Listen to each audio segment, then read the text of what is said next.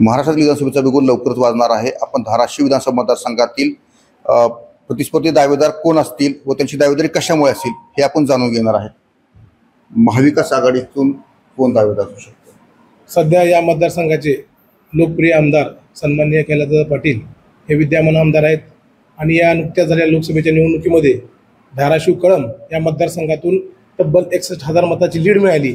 त्याच्यामुळं या मतदारसंघावर, या कळंब धाराशिव या मतदारसंघावर शिवसेना उद्धव बाळासाहेब ठाकरे या पक्षाची दावेदारी राहील। परंतु सध्या आमची राज्यात असेल देशामध्ये महाविकास आघाडी आहे आणि या जिल्ह्यामध्ये असतील किंवा महाराष्ट्राच्या निवडणुका महाविकास आघाडी म्हणून आम्ही सामोरे जाणार आहोत।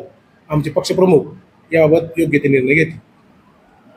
राष्ट्रवादी म्हणून आपली दावेदारी असेल काय मतदारसंघावर?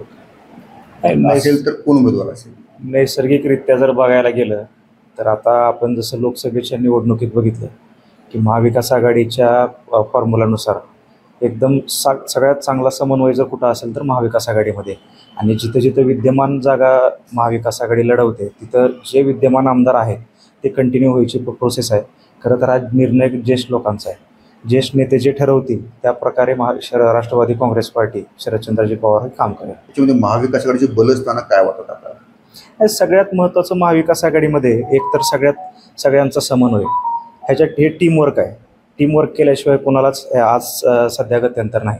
दुसरी महत्त्वाची गोष्ट आहे की महाविकास आघाडी हे फॅक्टवर बोलते, मुद्द्याचं बोलते। लोकांचे जे प्रश्न आहेत महाविकास आघाडी भावनिकता करून कुठंतरी भ्रमनिरास करायचा प्रयत्न करत नाही, मुद्द्याचं बोलते। लोकांच्या दैनंदिन प्रश्नावर महाविकास आघाडी बोलते आणि त्याचाच खरं तर हा फायदा महाविकास आघाडीला होतोय आणि हीच पद्धत महाविकास आघाडी अजून एकदा अवलंबणार आहे। आणि नक्कीच आम्हाला सगळ्यांना विश्वास आहे विधानसभा आपण भावनेच्या मुद्द्यावर विकासाच्या मुद्द्यावर लढणार 100%। लोकांच्या रोजच्या दैनंदिन जीवनाच्या प्रश्नाच्या निगडीत महाविकास आघाडी पहिल्यापासून काम करते, अजूनही पुढे त्याच मुद्द्यावर काम करेल। मागील या लोकसभेसारखंच मतदार विधानसभेत पण होईल असं वाटतं? हो, नक्कीच। कारण लोकसभेच्या वेळेस आपण पाहिलं असेल केवळ धाराशिव मतदारसंघच नव्हे तर संपूर्ण महाराष्ट्रामध्ये महाविकास आघाडी खूप एकजुटीनं लढली आहे। आमच्यामध्ये कुठलेही मतभेद नव्हते।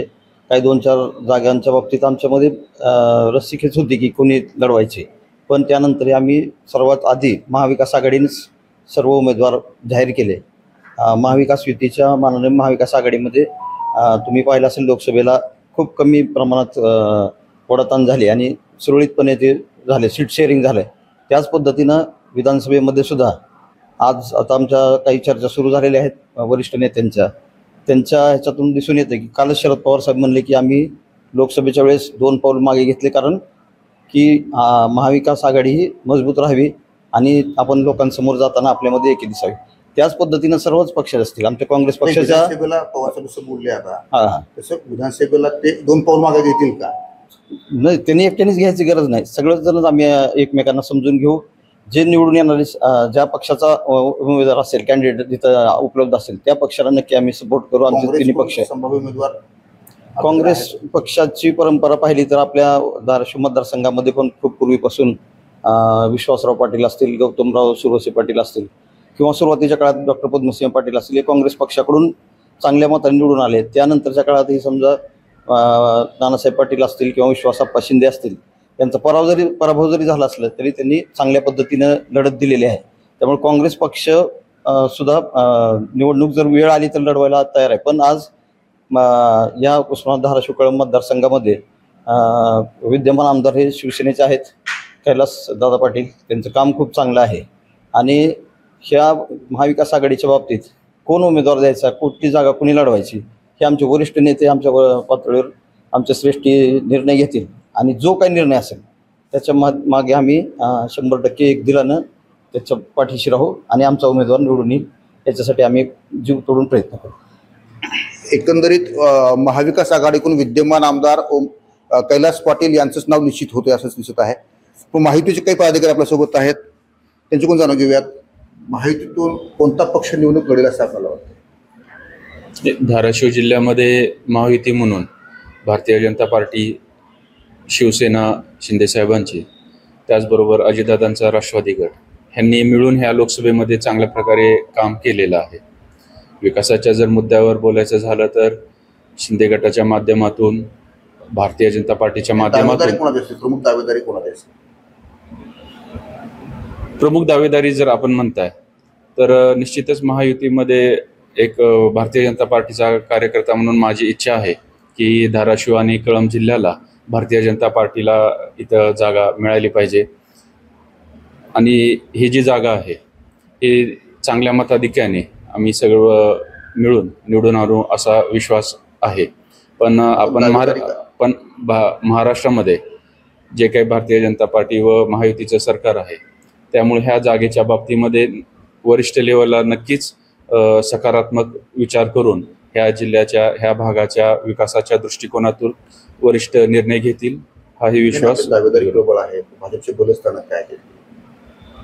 बलस्थानं जर बघितलं गेलं तर आपण राष्ट्रवादीमधून ज्या वेळेला भारतीय जनता पार्टीमध्ये आलो त्यावेळेला मोठ्या प्रमाणामध्ये नगरसेवक असतील, परत ह्या भागातील जिल्हा परिषदच्या माध्यमातून जिल्हा परिषद सदस्य असतील, मोठ्या संख्येने ग्रामपंचायत ज्या भारतीय जनता पार्टीच्या आमदार राणादादांच्या नेतृत्वाखाली मजबूत असं संघटनात्मक बांधणी आहे. भूमी ही वेगळी होती आणि आता येणारी विधानसभाची जी पार्श्वभूमी असणार आहे ती नक्कीच वेगळी राहणार आहे. माहिती आपण घटक पक्ष आहे, आपला उमेदवारीवर दावा असेल शिवसेनामध्ये? निश्चित हा धाराशिव कळंब जो मतदारसंघ आहे मला वाटतंय हा वंदनीय हिंदू हृदय सम्राट श्रीमान बाळासाहेब ठाकरे यांना मानणारा हा मतदारसंघ आहे आणि या भागावर कायम शिवसेनेचं प्रभुत्व असलेलं आहे.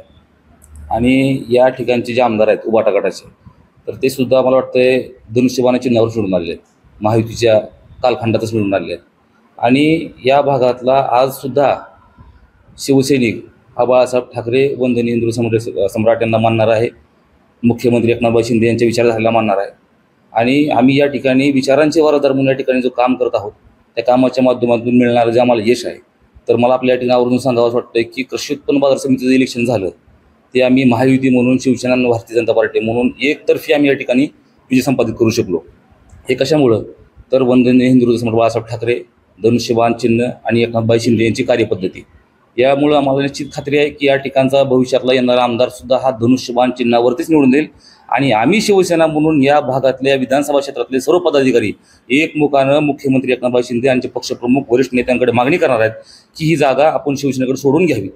ह्याच्यावर जो काय पक्षश्रेष्ठींचा बलस्थान या ठिकाणी काम करणारी एक खूप मोठी चांगलं संघटन या ठिकाणी आहे, काम करणाऱ्या तरुणांची खूप मोठी युवकांची एक फळी या ठिकाणी आहे. त्यामध्ये पुन्हा तेरणा कारखान्याचा एक खूप मोठा विषय आहे. आमचे पालकमंत्री तानाजीराव सावंत साहेब यांनी या ठिकाणी गेली 12 वर्ष बंद पडलेला कारखाना या ठिकाणी पुन्हा चालू केला आणि आज शेतकऱ्यांच्या माध्यमातून खूप मोठा शेतकऱ्यांचा प्रश्न सुटला.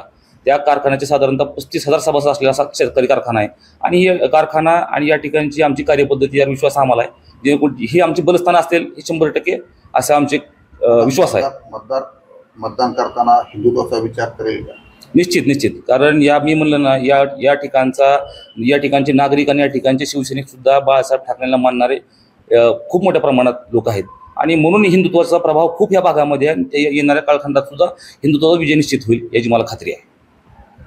माहितीकडून उमेदवारीवर दावे प्रतिदावे करीत जात असले तरी उमेदवारी हे निश्चित वरिष्ठ स्तरावरूनच होणार आहे हे नक्कीच सांगता येईल.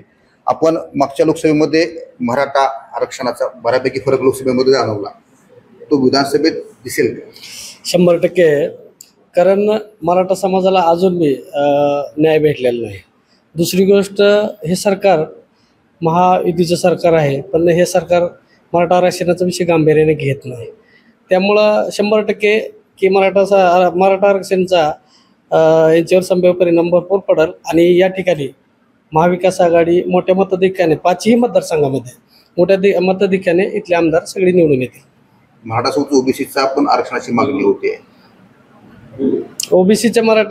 ओबीसीचा जो विषय आहे तो सुद्धा मला वाटतं दोन्ही समाजाला योग्य न्याय द्यायचं काम या सरकारनं करावं. कारण या सरकारनं आतापर्यंत तरी ओबीसीलाही न्याय दिला नाही आणि मराठाला बी न्याय दिलेला नाही. यांनी हे सगळा विषय घोंगडा म्हणजे भिजत ठेवलेला आहे. कारण ओबीसीचे जे आज आक्रमक नेते झालेले आहेत हे सुद्धा कुठंतरी महायुतीचे जे सरकार आहे यांनीच काही लोक पुढं करून या समाजामध्ये तेढ निर्माण करायचा प्रयत्न त्यांनी सुरू केलेला आहे. तुम्ही बारकाईनं जर बघितलं तर पहिल्यापासून आज तागायतपर्यंत मराठा आरक्षण हा पूर्वीपासूनचा विषय आहे. मला वाटते अण्णासाहेब जावळे असतील किंवा अनेक यांनी मराठा आरक्षणासाठी खूप भरपूर प्रयत्न केले, पण असं कधी झालं नव्हतं की लगेचच ओबीसीचे नेते पुढे समोर आणून मराठा आरक्षणाला विरोध कारणीभूत करायचा. कोण वाटतं? नाही, हे महायुतीचं सरकारच कारणीभूत आहे, कारण हे सरकार न्याय देण्यास सक्षम नाही, कारण हे सरकार योग्य दिशेने आलेलं नाही आणि हे जनतेतलं सरकार नाही. हे सरकार उद्धव साहेबाला धोका देऊन शरद पवार साहेबाला धोका देऊन हे सरकार तयार झालेलं आहे. हे आता जे दावे केले की बाबा हे शिवसेनेची जागा, मी यांना आदरणीय बाळासाहेब ठाकरेचे जे वंशज आहेत उद्धव बाळासाहेब ठाकरे ह्यांचा पारंपरिक हा मतदारसंघ आहे. त्यामुळं या मतदारसंघामध्ये उद्धव बाळासाहेब ठाकरे आणि महाविकास आघाडी यांचेच दावे आहेत आणि ते त्यांचेच उमेदवार आमदार म्हणून येतील अशी मला आशा आहे. धाराशिव विधानसभा आखाड्याच्या अनुषंगाने कळंब तालुक्यातील महिलांची काय मतं आहेत, त्या सरकारवर कितपत खुश आहेत, नाराज आहेत, हे आपण जाणून घेऊयात. तर आपले आमदार कोण आहेत? खासदार कैलासदादा पाटील. त्यांच्या कामगिरीवर आपण समाधानी आहेत का? हो, सरकारकडून एक महिला म्हणून काय अपेक्षा आहेत आपल्या? सरकारकडून महिला म्हणून आरक्षण द्यावं, परत ओबीसीचे जे आरक्षण होतं ते त्याच्यामधून द्यावं आणि ती EWS प्रमाणपत्रामधून जी जॉब लागणार होते ती पण सरकारने बंद केलंय. आणि आता उगाच असं महिलांसाठी की 1500 रुपये आणि 3 महिलांची पळापळी व्हायली, बँकेमध्ये दरवाजापर्यंत लाईन लागायली डॉक्युमेंट काढण्यासाठी. ते दिवस महिला तिथं बसून दुसऱ्या दिवशी आपल्याला 1500 रुपये दिल्यानंतर आपलं जीवनमान राहणीमान काय सुधारणार आहे का? काही नाही सुधारणार, काहीच नाही. 1,500 मध्ये काय राहणीमान सुधारणार? काहीच नाही. आरक्षण हे मुलासाठी दिलं तर ते योग्य तरी होईल ना नोकरीसाठी. बरं, जीवनमान 1500 रुपये तुम्हाला मिळाले, त्याचं मतदानामध्ये काही परिवर्तन होईल का? काही नाही. आपल्यासोबत काही युवती आहेत, एक युवती म्हणून सरकारकडून काय अपेक्षा आहेत आपल्या? शिक्षणाबाबतीत फ्री शिक्षण राहावं, एज्युकेशन चांगलं असावं, कारण मुलींना जे गरीब मुली आहेत त्यांना फीस भरणं होत नाही, फीस जास्त झाली ह्या वेळेस. त्याच्यामुळं असं वाटतंय की शिक्षणाला थोडं हे दिलं पाहिजे, त्यांनी सहकार्य केलं पाहिजे, कारण गरीब घराण्यातल्या मुलींना फीस तेवढी मोठी भरणं शक्य नाही ना, कारण आई बाप कष्ट करतात, त्याच्यामुळं असं त्यांना जमणार नाही एवढं मोठी फीस भरणं किंवा हे करणं. तर त्यात त्यांनी सहकार्य केलं पाहिजे, मेन पॉईंट शिक्षणात.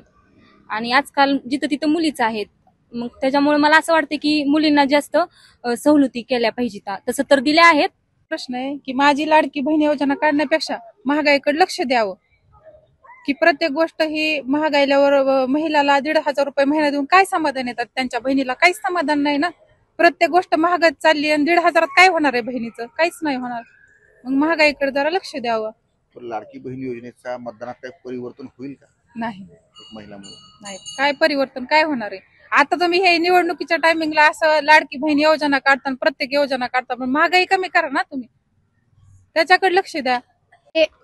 लाडकी बहीण योजना दिली आहे आणि साधारण जो मजूर आहे घरकाम, त्या महिलांसाठी लघु उद्योग किंवा एखादी छोट्या छोट्या शहरामध्ये कंपन्या म्हणजे उपलब्ध करून देणं, घरगुती सामान पोच करून त्याचा भाव व्यवस्थित मिळवून देणं, आणि जो भाजीपाला, किराणा, GST हे मजूर लोकांसाठी खूप म्हणजे सध्याच्या काळामध्ये खूप अवघड होतंय.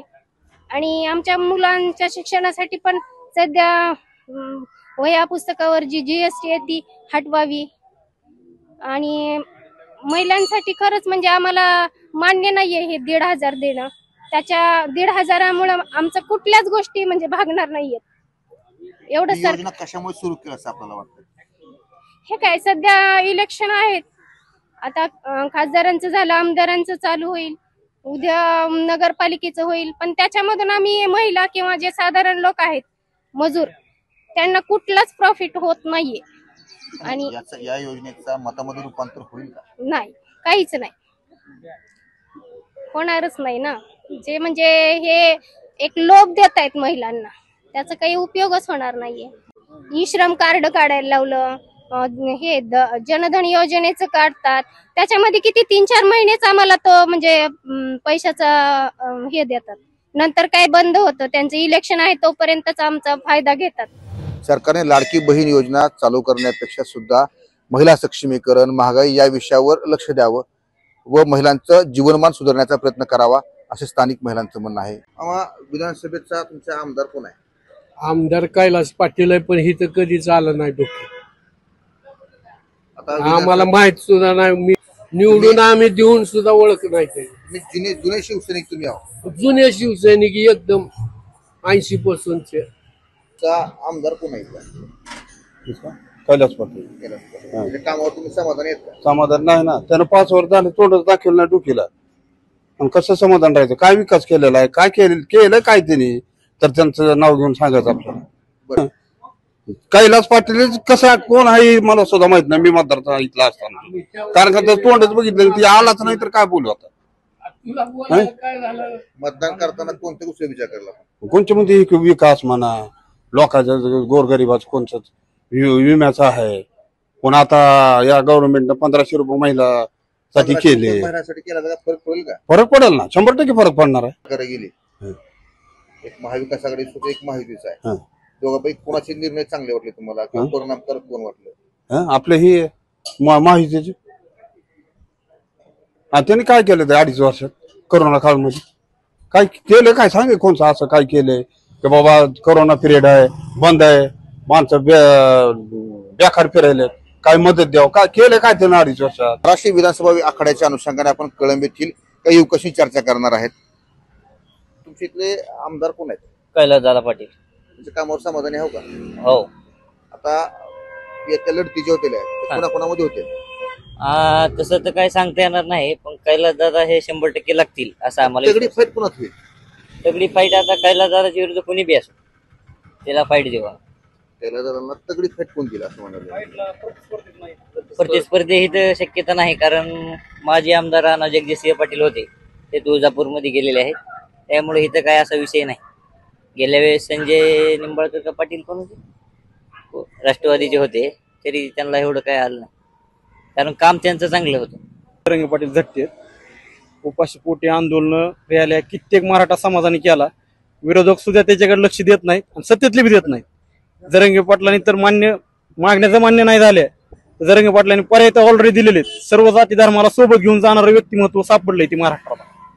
असं नाही की मराठ्यांना पुढे घेऊन जात आहे, ती मराठ्यांनाच पुढे घेऊन गेले. प्रत्येक जाती धर्मातल्या माणसाला जरंगे पाटील पुढे घेऊन चाललेत, सर्वांना सोबत घेऊन जातात. काल बघितलं नाही का लातूरमध्ये आपण धनगर समाजाला आंदोलनाला जरंगे पाटलांनी पाठिंबा दिलाय. प्रत्येक ठिकाणी जाते जरंगे पाटील. म्हणजे त्यांच्या जर मागण्याला जर यश नाही आलं तर ह्या महाराष्ट्रात तुम्हाला महायुती बी दिसणार नाही, महाविकास आघाडी बी दिसणार नाही, वेगळंच काहीतरी बघायला भेटेल. कळंब विधानसभा मतदारसंघ हा पारंपरिक शिवसेनेचा बालेकिल्ला म्हणून गणला जातो. यामध्ये मागील 40 वर्षापासून शिवसेनेच्या तिकिटावर निवडून आलेले उमेदवार हे विधानसभेमध्ये आमदार म्हणून गेलेले आहेत. परंतु 2009च्या पुनर्रचनेनंतर या विधानसभा मतदारसंघामध्ये 2 तालुक्यात समावेश करण्यात आला. संपूर्ण कळंब तालुका व धाराशिव तालुक्यातील काही गावं व उस्मानाबाद शहर यात समाविष्ट झाल्यामुळे 2009च्या पुनर्रचनेनंतर विधानसभाची निवडणूक पार पडली. त्यामध्ये तत्काल विद्यमान खासदार ओमराजे निंबाळकर व तत्कालीन मंत्री राहिलेले राणा जगजितसिंह पाटील यांच्यामध्ये तगडी फाईट झाली. या निवडणुकीमध्ये ओमराजे यांनी विजय संपादित केला. तर 2014चा जर आपण विचार केला तर त्यामध्ये या पराभवाचा वचपा राणा जगजितसिंह पाटील यांनी काढला व त्यांनी ओमराजे यांचा पराभव केला. 2009 व 14चा विचार केला असता एक वेळेस शिवसेनेच्या तिकिटावरती तर एक वेळेस राष्ट्रवादीच्या तिकिटावरती निवडून आलेले उमेदवार हे आमदार म्हणून गेलेले आहेत. पण 2019 मध्ये विद्यमान खासदार ओमराजे निंबाळकर यांनी लोकसभा निवडणूक लढवली व त्यांचे पारंपरिक प्रतिस्पर्धी राहिलेले राणा जगजितसिंह पाटील यांनी ही लोकसभा निवडणूक राष्ट्रवादीच्या तिकिटावर निवडली झाली. तेव्हा त्यांच्या झालेल्या पराभवानंतर त्यांनी राष्ट्रवादी सोडत ऐनवेळी भाजपामध्ये प्रवेश केला व तेव्हाच्या युतीच्या जागा वाटपामध्ये ही कळंब विधानसभा मतदारसंघाची जागा ही शिवसेना सोडण्यात आली व तुळजापूर मतदारसंघ हा भाजपला सोडण्यात आला. त्यामुळे त्यांना हा मतदारसंघ सोडून तुळजापूरमध्ये जाऊन त्यांना आमदार व्हावं लागलं व आपण कळंब विधानसभा मतदार 2019ची निवडणूक ही दोन्ही नवीन चेहऱ्यामध्ये झालेली आहे. तत्कालीन जिल्हा प्रमुख असलेले कैलास पाटील व भाजपामध्ये ऐनवेळी भाजपमध्ये प्रवेश केल्यावर राणा जगजितसिंह पाटील यांनी प्रवेश केल्यामुळे राष्ट्रवादीकडे उमेदवार नव्हता. तेव्हा त्यांनी ऐनवेळी संजय निंबाळकर यांना पक्षप्रवेश देऊन उमेदवारी दिली असली तरी अवघ्या 13,000 मतांनी त्यांचा पराभव झालेला आहे.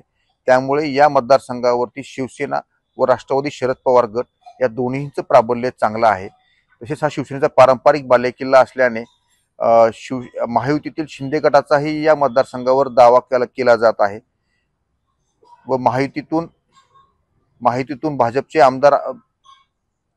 तुळजापूरचे आमदार असलेले राणाजयसिंह पाटील यांचा चांगला दांडगा संपर्क असल्याने भाजपचाही या मतदारसंघावर दावा आहे। तरी त्यामध्ये जागा वाटपामध्ये महायुती व महाविकासकडून कोण प्रबल उमेदवार एकमेकाच्या विरोधात उभा राहतात व होणारी निवडणूक ही कोणत्या भावनिक वातावरणात होते की विकासाच्या मुद्द्यावर होते यावरती या मतदारसंघाचं भविष्य अवलंबून आहे। गणेश जाधव, मुंबई तक, धाराशिव।